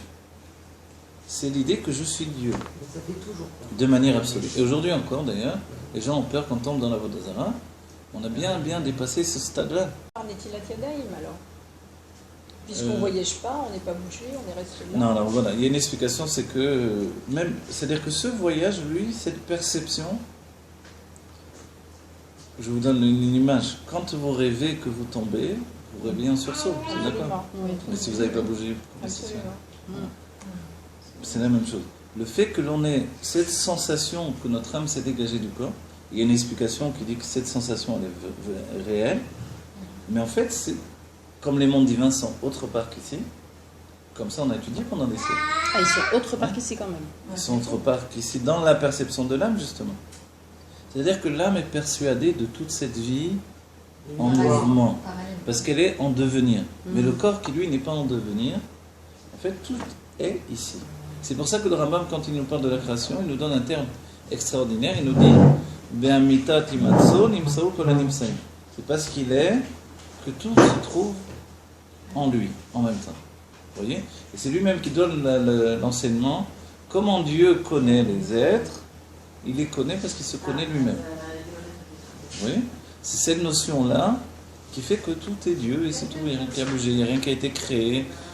Et c'est tout. Alors on va dire, alors pourquoi on est entre guillemets dans cette galère-là? On pourrait dire la même chose, comment l'homme peut connaître Dieu en se connaissant lui-même. D'autant Parce que plus. de toute façon, c'est le miroir. Donc, Mais il y a c'est aucune ça le différence. chemin de la chassidoute, c'est exactement ça. Exactement. Comment on en vient? La chassidoute, la démarche est, je vais à la rencontre de Dieu, je veux connaître Dieu. Pour connaître Dieu, je vais m'utiliser comme exemple. Ma démarche, c'est pas aller vers ma compréhension. La compréhension que je veux, c'est connaître Dieu. Mais pour connaître Dieu, qui n'a pas de corps, je vais chercher ce qui est le plus proche de la perception divine, c'est l'âme. Donc en fait, je vais rentrer dans la psychologie de l'âme, et par la psychologie de l'âme, je vais commencer à découvrir Dieu, à connaître Dieu, par la psychologie de mon âme. Mais en chemin, je vais me connaître moi-même, puisque je deviens l'exemple pour connaître Dieu. Les anciens Mekoubalim utilisaient le corps, parce que les gens étaient plus proches de leur corps précédemment. On disait, attention, c'est dangereux d'étudier la Kabbalah, parce que c'est une Kabbalah qui préfigure en fait le dévoilement divin par l'apparition du corps. Vous voyez, tout est représenté par le corps. Si tout est représenté par le corps, c'est dangereux de dire que Dieu a un corps. Donc en fait, il est évident que quand on explique par l'âme, non seulement on décorporise Dieu, ce qui est bon, parce qu'il n'a pas de corps, et logo vélod motago, mais en plus de ça, on peut vraiment approcher l'infini, puisque l'âme elle-même est infinie. Mais c'est quoi? C'est une énergie, c'est ça? C'est difficile à... C'est des notions C'est personnalisées. très difficile. Voilà, c'est pour ça que dans la Chassidoute, on dirait que quand le Baal Shem Tov enseignait au Maguid de Mezritch que tout était Dieu, et que même dans un non-juif, il y a aussi ce qui est Donc, un comparable animal, à une âme divine. Une pierre, tout, il y a Dieu partout. C'est-à-dire que même l'âme d'un non-juif, c'est aussi une âme divine d'un certain point de vue, tout simplement. Mais comparée à la nôtre, elle n'est pas une âme divine. Oui, Âme divine, comparée à la c'est une nôtre, conscience divine. Ouais. Le Maguid n'a pas accepté au début. Il a dit, je peux tout accepter sauf ça. Jusqu'à ce quoi que, après, ils comprennent que, je ne vais pas raconter toute l'histoire, mais en définitive, ils comprennent que c'est pas qu'il ne pouvait. Il a dit, je ne peux pas comprendre ça. Voilà, moi j'ai dit accepter, mais au départ, il a dit, je ne peux pas comprendre. J'arrive pas à comprendre cet enseignement-là. Ça contredit tout ce que j'ai étudié. Jusqu'à ce qu'ils comprennent que ce n'était pas la compréhension qui était un problème, c'était l'acceptation. Ils ne voulaient pas accepter ça. Notre judaïsme est basé sur l'idée que nous sommes différents des goïms. Oui. D'accord? Mais du moment où j'ai dit que tout est Dieu, j'ai un peu de mal à dire qu'on est tellement différents, puisque... Oui, parce qu'on Il y a l'intériorité de Dieu, comme dit Tanya. Il y a l'intériorité et Voilà. l'extériorité. Alors après, dans la sur définition, la c'est que sainteté. nous, on provient de... Et même, il y a écrit dans le Etzraïm, ce que dira le Rabbi Ragaz, le Etzraïm nous dit, on sait tous bien l'enseignement qui dit que Israël a loué Marshava, le peuple juif s'est élevé dans la pensée Dans la de pensée Dieu. d'Hachem. Et tout à coup, moi je vois un jour dans le Mahamar de Rabbi Regat, c'est dit, et également, les goïms se sont élevés dans la pensée d'Hachem. Ah, Ils seraient élevés à goïm alo b'marshava. Bah oui, alors comment ils ont été créés? Alors moi je dis, qu'est-ce que c'est alors, ça contredit tout ce qu'on a vu. En fait, et le Rabbi Regat précise, le peuple juif dans l'intériorité de la pensée de Dieu, voilà. le non-juif dans l'extériorité de la pensée de Dieu. Oui. C'est quoi l'extériorité, l'intériorité? On a dit la dernière fois, on a donné l'image comme dans le Aaron Abrit, où il y a la boîte intérieure où sont les lochot, et la boîte extérieure. Oui. C'était deux boîtes, on fait ces trois boîtes en fait, imbriquées l'une dans l'autre. Donc c'est cet état d'esprit-là, vous voyez, celle qui est tournée vers l'extérieur ou celle qui est tournée vers l'intérieur. À l'intérieur. Donc il n'y a pas plus important que l'un ou l'autre en réalité. Les deux ont une importance. On a des rôles différents. Dans la mission, dans la définition absolue et définitive, il est évident qu'on est les plus importants puisqu'on est le regard vers l'intériorité. Ah, d'accord. Mais dans la finalité de l'humanité, tout est Dieu, donc tout le monde. C'est comme dans l'école des femmes. Non, l'école des fans. Pardon. L'école des femmes, c'est pas le même. Ça, c'est Molière. Et ça, c'est l'école des femmes. Tout le monde a gagné à la fin, vous voyez. Oui. Ils ont tous chanté. Oui, tout le monde va en profiter. Voilà, tout le monde en profite, sauf celui qui, entre guillemets, mais même ça, c'est évidemment prévu par Dieu. Celui, on dit, qui sont ceux qui ne sont pas sortis d'Égypte? Ceux qui sont morts dans la plaie de l'obscurité. D'accord. C'est un enseignement, c'est-à-dire qu'ils se sont englobés dans l'obscurité. Quand aujourd'hui il y a des hommes sur la terre qui sont pires que les animaux, Ouais. voilà, et que les animaux m'excusent d'avoir fait la comparaison, ils sont bien pires puisque les animaux Oui, j'ai un chien, ont je un peux instinct le de dire. vie, et voilà. Mais c'est des gens qui pensent qu'à tuer, qu'à faire le mal, qui sont vicieux, qui sont... Ok. Et tout ça, on va dire, comment c'est possible? Donc ces gens-là choisissent de s'englober dans l'obscurité. C'est un choix personnel. Dans la notion de perception de notre choix, parce que c'est qu'une perception, il y a ce choix de s'englober dans l'obscurité. Vous voyez? Et c'est le tri qui a été fait au sein même du peuple juif, de la famille juive qui va devenir un peuple juif. Vous voyez? Et c'est pour ça que les sages diront, tout le monde a droit à la résurrection des morts, sauf ceux qui n'y croient pas. Ou tout le monde, ou pas tout le monde encore, vous voyez. Je dis tout le monde, on n'est que des filles et un garçon. Non, c'est pas que des filles dans ce cas. Vous voyez. Tout le monde a droit ou tout le monde n'a pas droit. En fait, tout le monde, évidemment que oui, tout le monde. Mais c'est quoi l'enseignement qui ressort de ça? C'est-à-dire que l'esprit est capable de nier une chose. Oui, et dans cette capacité de nier, en fait, on fait une différence. Il est évident que tout s'englobe dans Dieu en la finalité. Mais le chidouche de la Géoula, c'est comment nous allons vivre cette richesse-là, d'être Dieu. Et c'est ça le chidouche même, dans l'état d'esprit, on l'a souligné souvent, c'est que le Da'at Tarton, la conscience inférieure, la conscience de s'appartenir, ne disparaît pas. En même temps que la conscience que tout est Dieu prend naissance de manière absolue, l'autre conscience, qui est la conscience de l'âme et non pas du corps. Et ça aussi c'est une inversion des principes habituels. Le corps de la Géoula, c'est le dévoilement de l'essence de Dieu. Tandis que l'âme, elle reste quand même dans sa nouvelle personnalité qui passe par des changements de niveau en niveau. Comment c'est possible alors qu'on va être tout de médecine? Comment vous expliquez? On est déjà Bitoul Metsiout.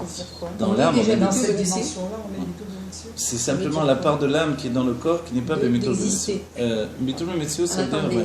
Le bitou laïesh, c'est quoi? C'est le ego qui est la nefesh behemit qui est ça. Voilà. Le Bitoul Laïesh, c'est que je m'appartiens, mais je me soumets à Dieu. Ok, je me soumets à Dieu, ouais. Voilà. Donc c'est Da'at Tarton, la conscience inférieure, que j'existe, qui se soumet à Dieu. Le Bitoul Bemetsiout, c'est que j'ai basculé dans le Da'at Elyon. Ah, voilà, c'est ça. Bon, J'ai basculé dans le fait que tout est Dieu. C'est pour ça que, d'après la Chassidoute, seulement une âme de Hatzilut atteint ce Bitoul de Metsiout, et nous atteignons le Bitoul Beyesh. C'est-à-dire, nous, on soumet la conscience inférieure, mais le tzaddik, du monde de Hatzilut, il est dans la conscience supérieure. C'est pour ça, tout ça. Mais pourtant, on a conscience. Enfin, je veux dire, beaucoup de gens ici, autour de cette table, ont conscience que tout est Dieu. Et pourquoi on n'arrive pas à ce niveau-là alors? Parce que la conscience dont on parle, ça s'appelle un date. Un date, c'est nit kashlut, c'est-à-dire s'attacher à la chose. Vous voyez? Dans tous ses actes, dans tous voilà, ses... dans tout son être, dans toutes les molécules de son être, en fait. Est-ce que c'est le fait qu'on s'identifie à son état et qu'on a peur, d'un certain point de vue, ça vient d'une certaine crainte d'être justement Dieu. On a peur d'être Dieu, bien sûr qu'on a peur d'être Bien Dieu, sûr qu'on parce a peur, que parce qu'on pense pour avec la le béhémoth, plupart, là. non, parce que pour la plupart d'entre nous, être Dieu, ça équivaut à mourir. Comme on l'a dit tout à l'heure. Bah oui, aussi.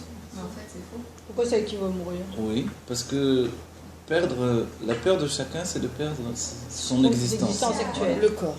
Ça s'appelle la Moudaout Atzmit. Moutawatsmi. Alors la conscience personnelle, si on veut. C'est La, dingue. la conscience personnelle, c'est dingue, je sais.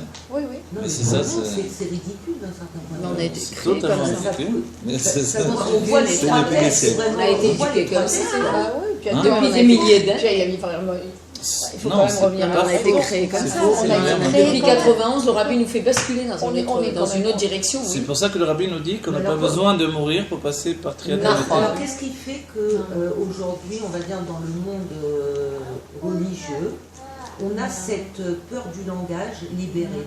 C'est que moi, je suis partie à un endroit et ça m'a quand même un peu interpellée dans un endroit justement où on prône la libération et la délivrance, de continuer à avoir un langage qui enferme, de peur de heurter, alors qu'on est vraiment dans un moment de l'histoire où ça doit être... Non, mais pas tout le monde, même monde je peut pas pas écouter, tout le monde Bien sûr. se Alors se c'est un bagage. travail, voilà, c'est pour ça c'est un engagement. C'est pour ça que le rabbi a dit il faut 1, 2 ou 3 Voilà. qui s'entêtent, qui va dans ce Voilà, chemin-là. un, deux, qui- trois, vas-y. Il faut être capable de. Voilà. Non, il Il faut a pas dit trois, désirer. deux, un. Hein. 3, 2, 1. Partez. Aussi. 3, 2, 1. 3, 2, 1. Non, mais tout le monde a Exactement. cette conscience du créateur. Mm. Et c'est ça qui est très Mais difficile. Parce que une même si gêne, on il y a une s'identifie gêne. Voilà, à il y a Dieu, une gêne à il y a dire quand les même choses un telles qu'elles départ. sont réellement. Et ce Il y a une départ-là, gêne, il j'ai vient. l'impression que chacun Quelque a part, sa on n'arrive pas à se dire c'est nous. C'est dingue. Bon, alors, voilà, c'est ça qui pose problème en fait. Non, non, non, c'est Regardez, pendant des siècles, on s'est apparenté à l'âme divine en fait. Pendant des siècles, notre personnalité s'est apparentée, je ne sais pas si on dit dans ce terme, je n'utilise peut-être pas bien le terme, mais à la perception de l'âme divine. Oui, l'âme D'accord. divine. Tout à coup, la proposition qui est faite, c'est de s'apparenter à la perception du corps. Voilà, c'est ça. Ok. Mais pour la plupart des gens, être un corps, c'est être rien du tout, c'est ne pas exister, c'est ne pas avoir une valeur plus que l'autre. Ça n'a pas de valeur. Quand le Baal Shem Tov vient et nous dit que le juif Pachout, il est plus grand que le grand Talmid Chacham, imaginez la guerre que ça fait dans le peuple juif. D'accord. Toutes ces notions de langage et de précision, etc., c'est parce que nous sommes le peuple du livre, le peuple du langage. Quand on définit, on avance dans cette définition-là, on essaie d'aller jusqu'au bout en faisant ce travail d'aller-retour entre les deux consciences. D'accord. Dat et Dion, Dat Arton, tout le temps conjugués, on les unifie, jusqu'à ce que notre réalité soit, d'un certain terme, subjuguée en fait, par ces enseignements-là.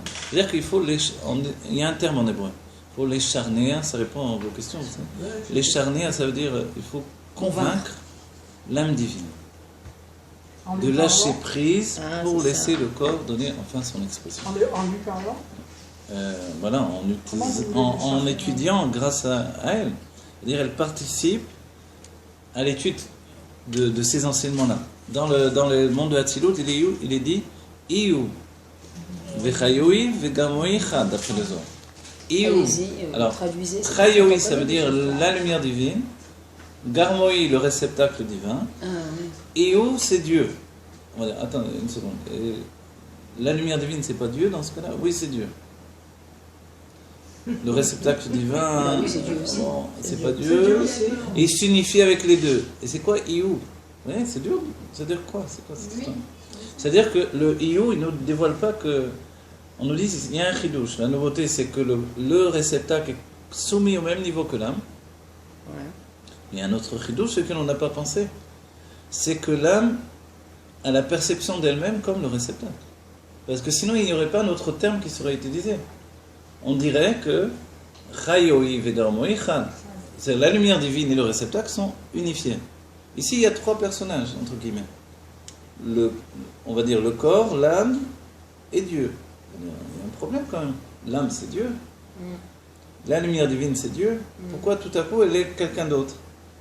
Vous comprenez l'idée? Ouais. C'est-à-dire qu'en fait, c'est elle qui fait le blocage entre les deux. C'est fou de dire ça, parce que c'est vraiment un recommencement total.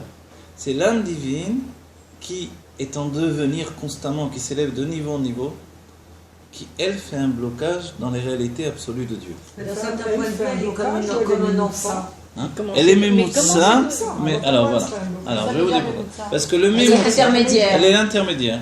Mais elle est elle-même Dieu. Comment elle peut être intermédiaire? Ah, mais alors pourquoi dans ce cas-là on dit Iou Vechayoi? Ben, il faut juste l'apprivoiser. Hein. Donc c'est bien une Il entité. faut juste quoi? Mais non, il faut se dire que non, il y a Moi, pas. C'est comme ça. Est-ce que ça serait possible que, on va dire que jusqu'à un instant T, l'âme et le corps vivaient dans une certaine, comment on appelle ça? Osmose. Non, pas du tout. Inverse. Dans une résistance en quelque sorte entre les deux, une séparation. Et est-ce que justement le fait de revenir à cette entité du un, où tout est Dieu et il n'y a rien d'autre, c'est justement, c'est comme une sorte de rencontre amoureuse, où c'est les ce qu'on choses, disait tout à elles l'heure. ont toujours été unies, parce que tout compte fait, il n'y a toujours eu que Dieu. Donc tout ça c'est une aventure, une histoire de grands poètes. Et on revient justement à cette union entre guillemets, c'est vraiment entre guillemets, de l'âme et du corps dans l'expression de Dieu. Alors est-ce qu'il faut que plutôt on parle toujours d'une séparation entre l'âme et le corps, on parle d'une Fusion. c'est même plus une fusion, Non, c'est une évidence. non, mais C'est une évidence, c'est que je vous ça apporte pourrait être un comme un enseignement. mariage d'un certain point de vue. Je Mais sais l'âme, pas, elle a c'est peut-être toujours complètement. besoin. Alors je vais vous l'âme a rapporter. toujours besoin On d'engagement. dompter la Neshama et la soumettre, alors, parce que finalement, c'est elle qu'il faut soumettre. Ah, bravo, vous avez. Ouais, mais C'est plus nouveau, dompté. sachez que c'est Non, tout parce à qu'on a fait toujours nouveau. pensé le contraire. Je donc, sais, mais c'est une ouais. révolution c'est qui vient de la difficile, Torah du donc, Rabbi c'est vrai, lui-même. hein, Oui, mais parce qu'on n'a pas encore construit Tous les ce rabbins m'ont corps-là. expliqué, mais le Rabbi a mis l'accent sur ces points-là. Et le Rabbi nous donne de comprendre les choses différemment Non, parce que à ça veut partir dire de que la là. Neshama ne veut pas la Géoula. donc. La Neshama, Alors, finalement, non, elle est pourquoi elle toujours voudrait la dans le Géoula? Elle n'en a pas besoin. Voilà, exactement. C'est une Vous partie savez, de quand chaîne. il est dit que le Mishkan et le Ça dépend. Mikdash, On va se voir en dans lequel, les sages ont dit, hop, le Mishkan et le Mikdash dans lequel on voyait Dieu, c'était pour les Balei Tchouva, c'est-à-dire pour les Rechaïm, mais pas pour les Tzadikim. Vous comprenez cet enseignement-là? C'est-à-dire que l'âme divine, elle n'a pas besoin de Géoula, puisqu'elle est déjà dans les dévoilements divins. Pourquoi elle aurait une Géoula? Vous comprenez? Et ça, c'est pour ça que les Tzadikim, la Tidavo, doivent faire Tchouva. Le Mashiach vient leur faire Tchouva. Et c'est dit Et le- c'est nous. Les tzadikim, c'est nous si vous voulez, mais les tzadikim, même d'auparavant, les âmes de Hatzilut, le Rabbi dit j'ai vu dans, je sais plus si c'est dans le Vent de Malchut ou un. Oui, dans un Mama, Malchut, il dit ça. où il dit si un tzadik avait fait tchouva, Ah. véritablement, un seul tzadik, il y aurait eu déjà la Géoula depuis longtemps. Vous comprenez ce que Ah, ça vous veut parlez dire? donc des sadikim. Des tzadikim comment on les appelle, qui sont dans le sadikim? Dat Elion. Ah. Pas les tzadikim de notre génération, qui sont des nouveaux tzadikim, on va dire. Les tzadikim qui sont dans le fait que Enon Milvado, tout est Dieu, qui le vivent comme un. Ça veut- il le voilà. vit, donc Mashiach fera faire tchouva, c'est Voilà. vrai. Ah oui, d'accord. Parce que du moment que tout est Dieu pour vous déjà, pourquoi vous voulez la Géoula en vérité? Bah, Tout à évidemment. fait. Bah Hein? oui. Vous Bah avez oui. pas besoin. Oui, c'est vrai, c'est-à-dire Bah, qu'ils oui, non, mais- vivent ça, c'est ça que vous voulez Oui, dire. oui. Ils Mais vivent ça tout vous êtes le déjà dans le temps. dévoilement divin, qu'est-ce que. Ouais. Moi, je pense qu'on Non, est mais on le déjà- veut pour l'humanité. Mais c'est pas les dévoilements qu'on veut aussi. en On même veut temps. les- Alors, d'un autre côté, Ben oui. oui, on veut des dévoilements. Parce que si vous n'avez pas de dévoilement, voilà, l'essence, vous l'avez déjà maintenant. On est dans l'essence. Maintenant, on Non, veut mais le là, on va dévoilement avoir des le saints. dévoilement de l'essence. Voilà, C'est pas une chose que les tzadikim ont. Ils n'ont ont pas des eu, dévoilements mais divins. vous savez, quand vous avez déjà les dévoilements de la lumière divine, À l'intérieur. d'un certain Vous point de voulez vue, pas autre chose. vous êtes rassasié, vous Bah êtes oui, enfermé dans Bah ce oui, système. faut le savoir. Et c'est pour ça que On n'a plus besoin. le Baal Shem Tov, on dit, c'était le Gilboul de Rami, comment ça s'appelle, le Rav Saadia Gaon. Le Rav Saadia Gaon, Qui a vécu quand? qui a vécu à l'époque des Gaonim. Gaon, c'est l'époque des Gaonim. Les Gaonim, c'est juste le pré-Moyen-Âge ou le Moyen-Âge, vous voyez, par rapport à... maintenant, Rabbi Saadia Gaon, bon, il ne croyait pas au Gilgoulim, ce qui est étrange. Le Baal Shem Tov a fait le tikkun en disant je suis le Gilgoul, Ah, je suis sa réincarnation. Ok. Mais en dehors de ça, il y a une histoire qui est rapportée. Rabbi Saadia Gaon, un jour, il est arrivé dans une auberge.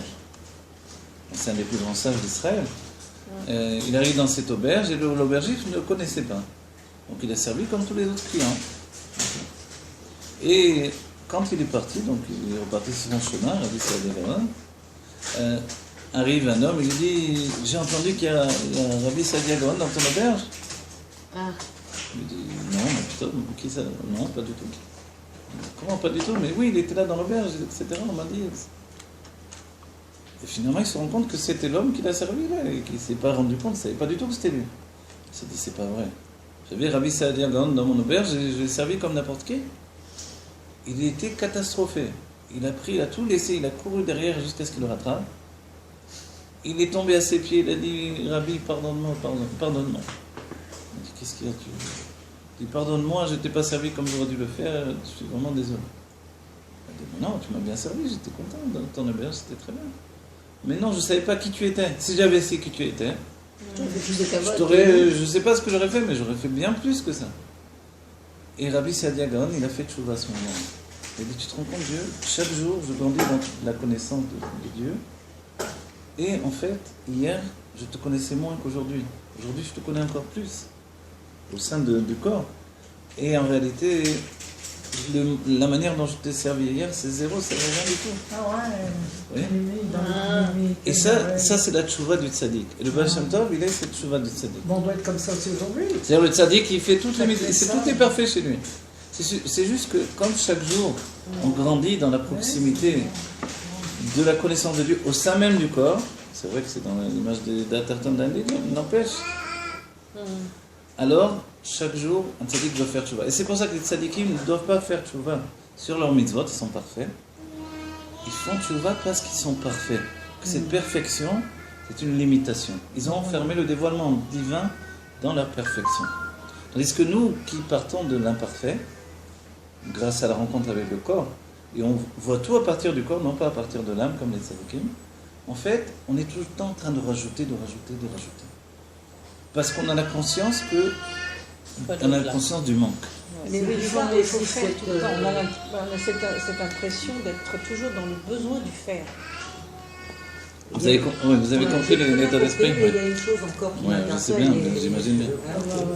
C'est encore le fait de parler de servir Dieu. Moi, je n'arrive pas à faire la jonction. Mais vous servez Dieu bien. Non. Mangez plus cachère, vous ne faites pas Shabbat. Ça n'a rien à voir. C'est-à-dire que la Torah, elle est notre nature profonde. Il n'y a plus l'idée de servir Dieu, de faire teshuva, de faire la Torah. C'est d'être ce que l'on est. Okay. Donc dès le moment qu'on continue à parler de servir Dieu, déjà on est dans de la servitude, donc on n'est pas du tout libéré. Alors, on va faire un c'est juste un terme. Non, mais c'est un terme qui nous colle à la peau, ce que je peux dire. Oui, mais c'est pas... Vous savez, quand le rabbi donne ses enseignements, il y a des traductions.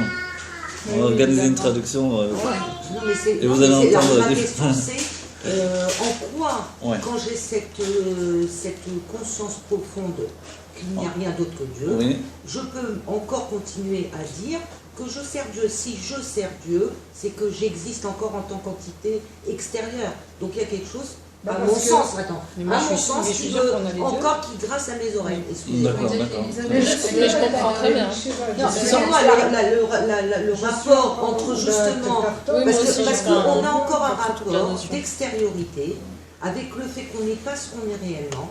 Et c'est à quel moment qu'on fait cette fonction.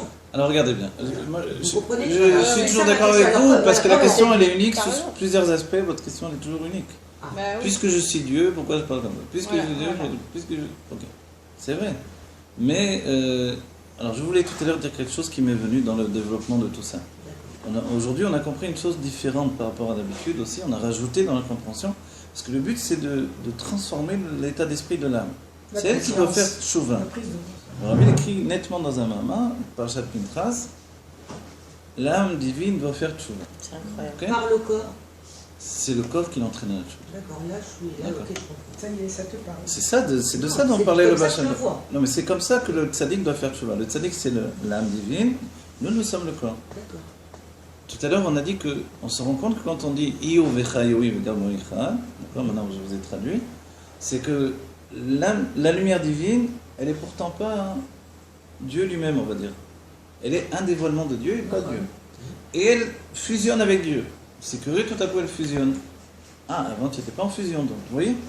C'est extraordinaire de penser ça. Le réceptacle, on nous dit, le chidouche, c'est qu'il fusionne aussi avec la lumière divine, mais on pose une question, tout simplement. logique, mais la lumière divine n'était pas déjà en fusion avec Dieu? Mais non. Puisque le chidouche, c'est qu'elle s'échappe vers la conscience personnelle du dévoilement divin dont elle profite et dont elle jouit, elle s'abandonne là-dedans. Mais c'est loin de Dieu. Nous, notre corps, le réceptacle en réalité, il fusionne tellement avec Dieu qu'il n'a aucun dévoilement divin. Puisque forcément, il est. Pourquoi on n'a pas de dévoilement divin dans le corps? Parce qu'on est Dieu. C'est pour ça qu'on dit mot dernier, d'être revenu dans le corps. J'étais dans les mondes divins, dans les dévoilements divins, je viens dans l'essence, dans le corps. C'est les différentes dimensions qui se remercient. Exactement. Je remercie Dieu d'accéder à la dimension du corps. Ah oui, donc le qui est corps est lui-même qui est le vêtement sur l'essence de Dieu. Je remercie pas Dieu. Maintenant, non, remerciez Dieu, d'accord, mais maintenant regardez, ok. Maintenant comprenez bien, vous remerciez-vous de vous en tant que Dieu, ok. Et quelque chose d'extraordinaire, c'est que... Oh, ça il faut le boire, il faut pas... Attends. La bourra, après tout ça, on va boire. Non. Alors, quand Dieu donne ses... Quand Dieu fait le projette... Alors, votre cas aussi, c'est important. Quand Dieu donne la projection des dévoilements divins dans les mondes divins, d'accord, dans le système qui s'appelle le Tzimtzum, c'est-à-dire une suite ininterrompue de conscience, avec des voiles différents, ok. L'idée, c'est que, extraordinaire, c'est qu'on arrive avec ces deux entités à les faire fusionner. L'âme divine avec son contentement personnel du dévoilement divin, ou la lumière divine, et le corps, le réceptacle, avec sa perception d'imperfection. Avec sa perfection d'imperfection. D'accord ? Mais le corps, il est divin, vous avez dit. Oui. Mais le chidouche du corps, c'est cette perception-là. Et c'est pour ça que quand le Baal Shem Tov vient dire le Yodi Pashut, il est plus grand que le grand Talmid Chacham, c'est que le grand Talmid Chacham, il représente l'âme divine. Qui est inférieur au corps. Et que le juif Pashut, il représente le corps. C'est le même message qui est passé différemment. Vous voyez ? En fait, quand le Zohar nous dit Sarah est plus grande que Abraham, alors que le Zohar vient de nous dire que Sarah représente le corps et qu'Abraham représente l'âme, c'est la même chose. Il n'y a pas tellement de chidouche. C'est qu'on reformule les choses pour que ça commence à bouger dans nos têtes un petit peu. Alors là, vous avez décrit le point de perspective où je pars de mon corps et de mon âme. Maintenant, il y a un autre point de perspective qui peut être intéressant. C'est si je pars du fait que je suis Dieu et que ce corps et cette âme, c'est une expression de mon être, à ce moment-là, je me positionne plus dans l'extériorité, mais justement dans cette intériorité où il y a l'expression de Dieu au niveau du corps, de la matérialité, au niveau de l'âme, et à ce moment-là, là, on peut faire la réunification. On n'est pas à l'extérieur, mais on est à l'intérieur. Bon, c'est ce qu'on a vu dans la fin du Tafreshenbet et dans le Mamar du Rabbi sur Dat Elyon, Dat Tarton. Le Rabbi nous dit que c'est par le dévoilement de l'essence que l'on peut unifier le Dat Elyon, Dat Tarton. Dat Elyon, l'âme divine, conscience supérieure que tout est Dieu. Dat Tarton, conscience inférieure que tout est moi. En fait, le tout est moi, jusqu'à présent, pour nous, c'était une contradiction. Il n'est pas religieux, c'est ça. Tout est moi, il n'est pas religieux, c'est ça, il pense qu'à lui. Et tout est Dieu, voilà, ça c'est la vérité. En fait, non, c'est faux. Tout est Dieu, c'est un aspect où effectivement une question se pose. Mais qui je suis quand je dis tout est Dieu? Et moi, je suis quoi? Oui. Et c'est vrai qu'on en arrive à ces idées-là de tout est Dieu sauf moi, que Dieu présente. Alors, et c'est pour ça que quand le Zohar dit lui et sa lumière et son réceptacle s'unifient, on a toujours une problématique avec ça en réalité. Et en finalité, je voulais vous dire un truc avant d'oublier, j'ai pas réussi à le formuler jusqu'à présent. Il y en a qui disent Dieu il n'a pas voulu, je dis pas, ce secret. Non. Alors on va prendre aussi. Allez, on va prendre aussi l'arak. Et il faut qu'on boive quelque chose. Je peux prendre un peu d'arak pour faire la graisse. On dit, vous savez, un enseignement de Chassidut, je vous le donne. On dit que les Rebbeim, le Nassiador, chacun de ces gestes est relié au service de Dieu. Et le Rabbi nous dit que une fois le Maguide de Mezritch a mis sa main derrière le dos et il n'a pas ramené pendant plusieurs heures sa main. Et l'explication c'est quoi, d'après la Noirzaken? C'est que comme chacun de ces gestes avait un sens profond, dans le service de Dieu. Une fois qu'il avait mis la main derrière le dos et pour quelque chose de profond dans le service de Dieu, qu'il n'a pas trouvé dans le service de Dieu une raison de ramener sa main devant, il n'a pas ramené. Donc il est resté plusieurs heures avec la main derrière le dos, jusqu'à ce qu'il trouve une raison. Ça m'a fait penser parce que j'ai sorti, j'ai dit, tu mets tout ça, tu fais même pas les chaïm, c'est la Il a encore un petit verre Haïm. D'un certain point de vue, vous êtes invité et... Non, pas nous, pas nous. Non, ça veut dire qu'il ne fait pas intervenir le corps s'il ne trouve pas une bonne raison pour le faire. Alors on doit terminer il y le a cours. un truc Voilà. Je voulais juste dire une chose, je sais Oui, une chose. ça y est, pardon, c'est une fini. chose. Voilà, je termine le cours. Oui. Quand Dieu donne le fait du corps et de l'âme précédemment dans les mondes divins, il y a le Olam HaKodim, ou le projet de Olam HaKodim, le monde où toutes les sphérotes sont liées, c'est que quand elles sont tenues les unes et les autres, elles se préservent les unes et les autres. C'est-à-dire Les unes des autres, elles les- se préservent. Non, elles se préservent. Et les unes des autres, mais les unes protègent les autres, si vous voulez. Quand le peuple juif se trouve ensemble, liés les uns avec les autres, on se protège en fait, on se préserve. On se préserve de l'idée que l'on soit autre chose que Dieu. Oui. Mais l'âme divine, elle est porteuse d'un désir de vie en fait. Le désir de vie que l'on a infiniment. Vous voyez, à la bar mitzvah, qu'est-ce qui se passe? À la bar mitzvah, il y a l'âme divine qui rentre en nous, pour la bat mitzvah. Et pourquoi tout à coup, il y a une lutte tellement forte engagée contre l'âme animale. Le Yetzer Hara, il commence à se déployer. Parce que c'est l'âme divine qui est porteuse de tout ça. Elle a une envie de vivre terrible. Bah, évidemment. Elle vient du monde du taureau. En fait, voilà, quand elle rentre dans le monde du taureau, cette même lumière divine, C'est le... on lui propose de vivre toute seule avec son réceptacle. Maintenant, son réceptacle, pour elle, c'est la poubelle, quoi. Elle ne veut pas du tout ce Il est réceptacle-là. limité. Elle en arrive à un tel degré de haine du réceptacle qu'elle va le briser totalement. Et le réceptacle va chuter et il va donner la matière de tous les mondes qui vont exister ensuite, jusqu'à ce que l'on mange là qui vient du monde du taureau, des réceptacles du monde du taureau. Ça veut dire que, en réalité, il a fallu que le réceptacle soit brisé totalement pour devenir le vêtement qui va se retrouver sur l'essence. Et c'est pour ça que dans notre vie nous-mêmes, quand on est brisé, on commence à devenir un véritable homme. Un véritable homme, c'est celui qui accepte que tout est Dieu. Vous voyez? Pas ça c'est bien, ça c'est pas bien, lui il est bête, lui il est intelligent, lui je l'aime, lui je l'aime pas.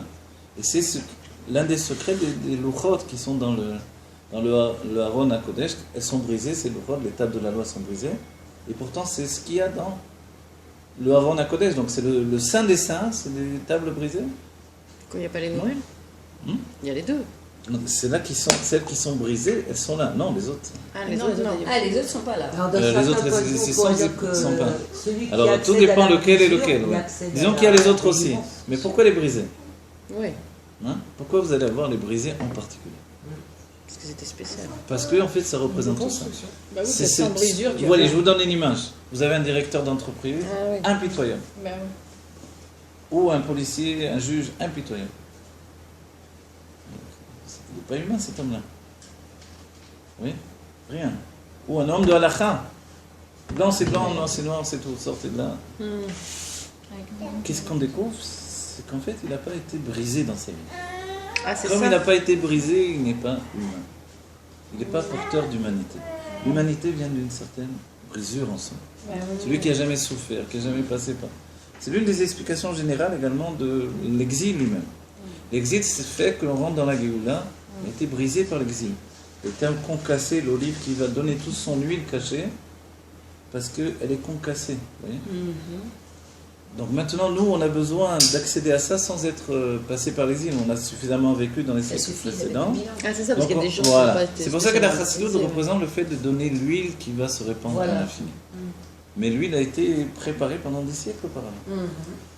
Donc en fait, on est dans le stade où on donne l'huile de la chassidoute qui représente l'essence de Dieu. Voilà, que l'on vide. Amen. Alors, je fais les crèmes, et bracha, que chacun Amen. soit béni de toutes les brachot que Dieu nous donne. Que l'on soit riche spirituellement, matériellement, que l'on vive cette Géoula intensément. Et c'est vrai qu'il faut recommencer tout notre langage. Et on est en route pour ça, petit à petit. Mais on fait cet aller-retour parce qu'on est dans les deux dates pour entraîner toute notre personnalité. La Chokma, la Bina, et tous les juifs avec nous, que tout le monde nous comprenne. Amen. Voilà. Et tous les non-juifs qui écoutent également. Et évidemment, que le monde non pas se transforme, mais dévoile ce qu'il est réellement déjà, Dieu lui-même dans son intimité. Les Chaim Chaim les voient.